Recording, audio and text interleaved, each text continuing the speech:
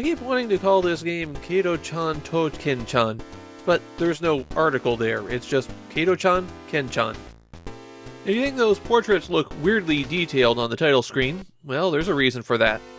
It was a licensed game based on the comedy duo of Kato-Chan and Ken Shimura. The two of them had been in the entertainment industry in Japan for quite a while, and had reached the level of being featured players on a few different series. And then in 1986 they got their own series, Kato-Chan Ken-chan Gokigen TV, or Happy TV. Like a lot of light entertainment shows on Japanese television, this was a variety show, and the two of them regularly did elaborate skits. One of their most popular reoccurring bits was the detective story, where the two of them played a buddy cop duo who regularly got in over their heads. When Hudson went to Kato and Ken to license them for a video game, the detective story was the obvious skit to base the game on. It should be pointed out that this game is based on the comedians, not the television show. They owned their characters and skits, though, so those could be used in the game even if the show couldn't. Video games based on comedians weren't exactly uncommon at this point. After all, game companies were trying literally anything at the time. In Japan, these became known as talent games. Games that were based on a celebrity endorsement. And of course, a lot of these turned out terribly. The most recent one on the Famicom, for example, was Tokoro-san no Mamoru mo Semeru mo, which is one of those games that comes up in conversation when people are trying to figure out the worst Famicom game. At least for Kato and Ken, their game turns out better than that. Kato-Chan Ken-chan was one of the games tapped for an early release on the TurboGrafx 16, but obviously a pair of Japanese comedians wouldn't sell the game to kids in the US. So it was changed to be JJ and Jeff. Who are JJ and Jeff? Just some guys. The major changes are the graphics for the sprites, and the rather sloppy removal of a lot of scatological humor. Weirdly, a lot of the comedy routines that you encounter in the game seem to have been translated directly, which means they make absolutely no sense in English. That US version turned out to be a bit of a blessing in disguise, since although the license for Kato and Ken expired, the game is still re-released in Japan using the US version. And of course, now the Japanese players find the comedy bits just as confusing as the US players. This isn't the first time that we've seen Ken Shimura in one of these projects, because Kato-Chan Ken-chan is his second video game. Ken's character Bakatono-sama, or the Foolish Lord, played a version of Konami's Hyper Olympic in a skit where the sprite for the runner had been replaced with himself. The response to that skit was so huge that Konami made a special edition of Hyper Olympic featuring Bakatono-sama. So while this is Kato's first video game, it's not Ken's. The plot of the game is that the detectives receive a phone call letting them know that a rich person has been kidnapped. One of them goes off to save the rich person, while the other one screws around and often gets in your way.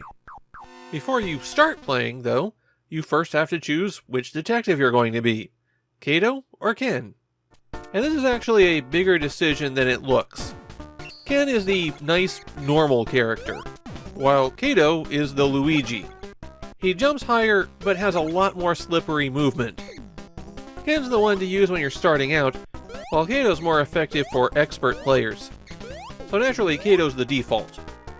I'm playing as Kato in most of my footage because he's the default. The game's an action platformer where you have to deal with enemies one of three ways. First, there's a tiny little kick that you do when you press button 2.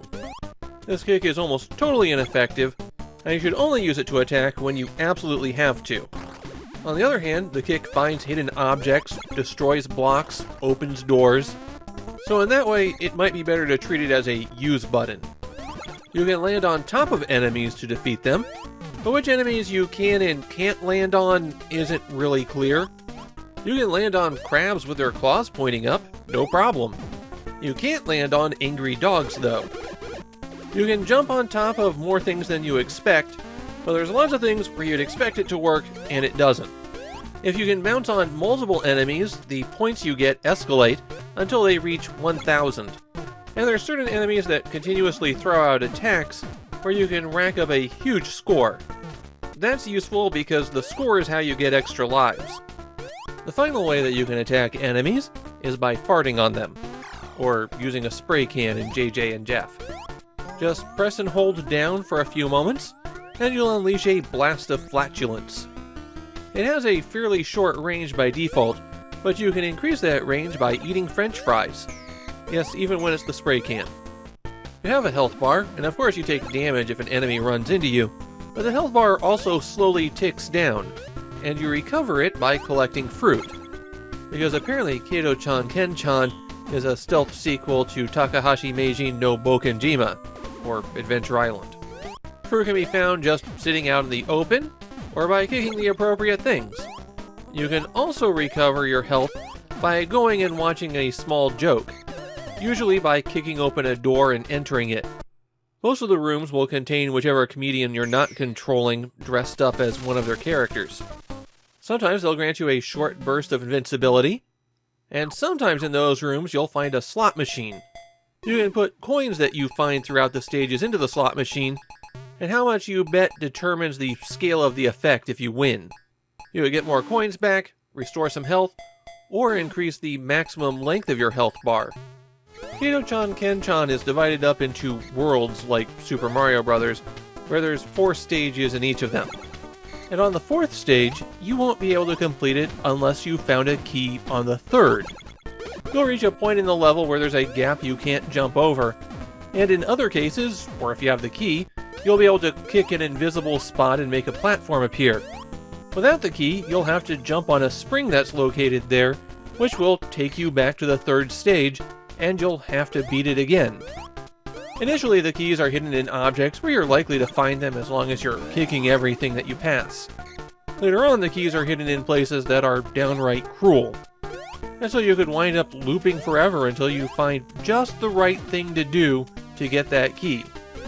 If you make it to the end of that 4th stage, there's a boss, of course. And similar to Adventure Island, the game only has one boss. He just keeps requiring more hits as you go. The only way to hurt him is to kick him in the face, which is Kato and Ken's least effective attack. At least if you connect, then he flashes and you won't get hurt by him.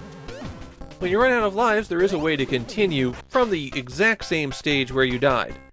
Just hold down button 1 and 2 when the game over text appears, and then press start.